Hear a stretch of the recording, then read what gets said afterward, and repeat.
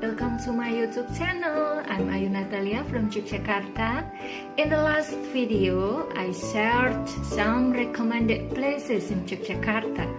Have you visited them? Okay, but today I would like to tell you about something or someone related to Yogyakarta. Yes, special for Yogyakarta. We are going to talk about a national hero from Indonesia.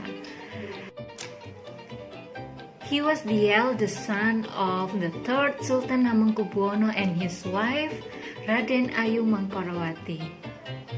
Who was he? Yes, he was Pangeran Diponegoro. Pangeran Diponegoro was born on November 11, 1785.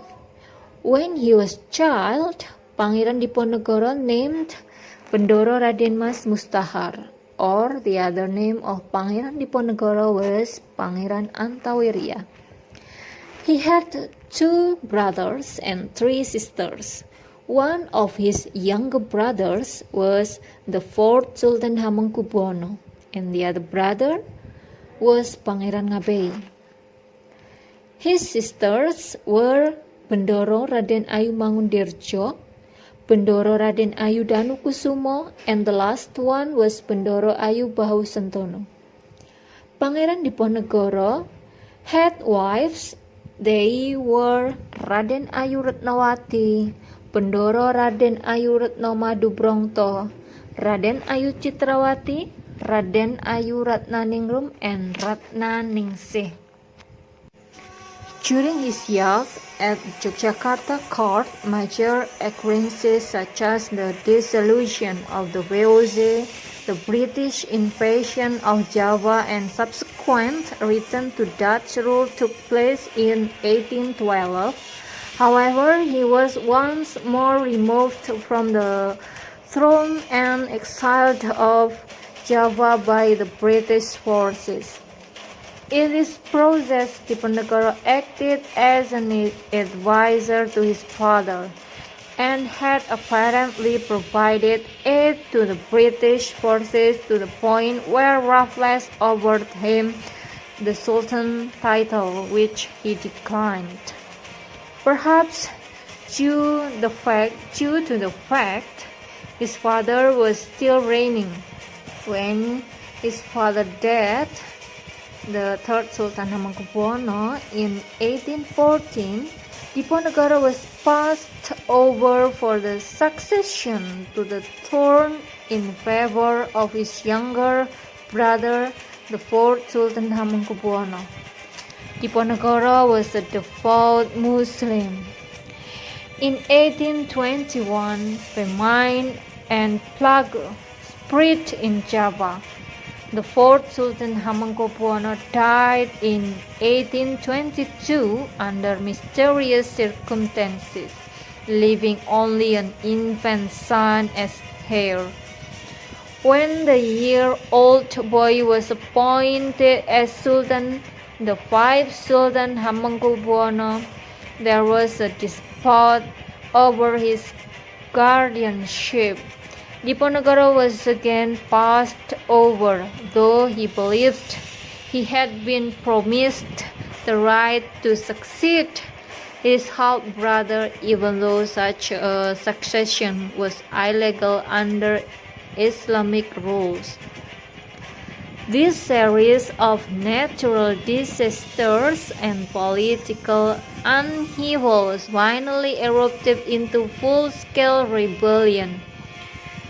Dutch colonial rule was becoming unpopular among local farmers because of tax rises, crop failures, and among Japanese nobles because the Dutch colonial authorities deprived them of their right to lease land.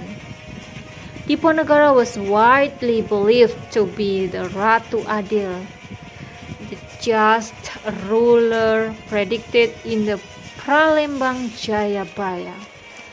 Mount Merapi's eruption in 1822 and a cholera epidemic in 1824 furthered the view that a cataclysm was imminent, eliciting widespread support for Diponegoro. Diponegoro was very popular with his guerrilla warfare. Finally, the Dutch committed to control the spreading rebellion by increasing the number of troops and sending General de Kock to stop the insurgency. From 1829, Diponegoro definitely lost the initiative, and he was put in a defensive position, first in Ungaran, then in the palace of the resident in Semarang, before finally retreating to Batavia. Many troops and the leaders were defeated or deserted. In 1830, Diponegoro's military was as good as beaten and negotiations were started. Diponegoro demanded to have a free state under Sultan and wanted to become the Muslim leader for the whole of Java. In March 1830, he was invited to negotiate under a flag of truce. He accepted and met at the town of Magelang, but was taken prisoner on March 28 despite the flag of truce. Circumstances of Diponegoro's arrest were seen differently by himself and the Dutch. Immediately after his arrest, he was taken to Semarang and later to Batavia, where he was detained at the basement of what it is today the Jakarta History Museum. Then, Diponegoro was taken to Manado, Sulawesi by ship. After several years in Manado, he was moved to Makassar in July 1833, where he was kept within Fort Rotterdam.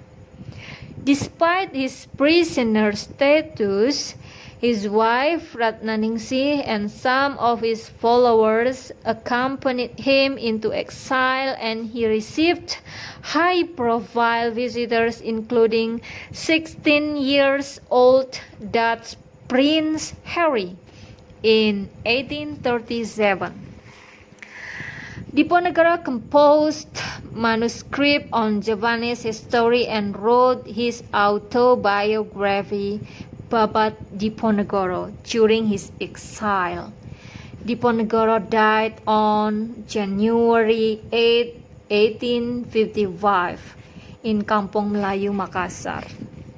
Pangeran Diponegoro was the charismatic leader of the mass rebellion against Dutch colonial rule during Java War in 1830.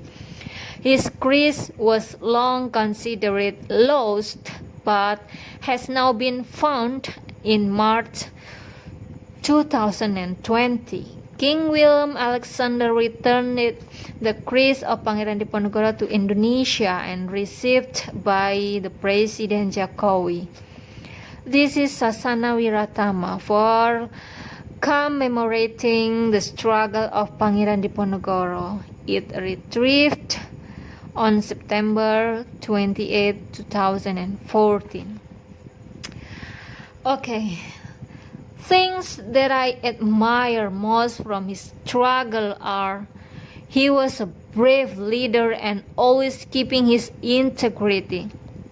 He was a good Muslim, and the best part of him was he was very generous and was not greedy with ascendancy and always gave justice to the people. Some values that can inspire or motivate my life is being a devout Muslim makes our life better in many ways and not to be a greedy one. That was not only a good story, but it boosts our spirit to be a hero for ourselves, our families, and our nation. Okay guys, thank you for your kind attention and see you.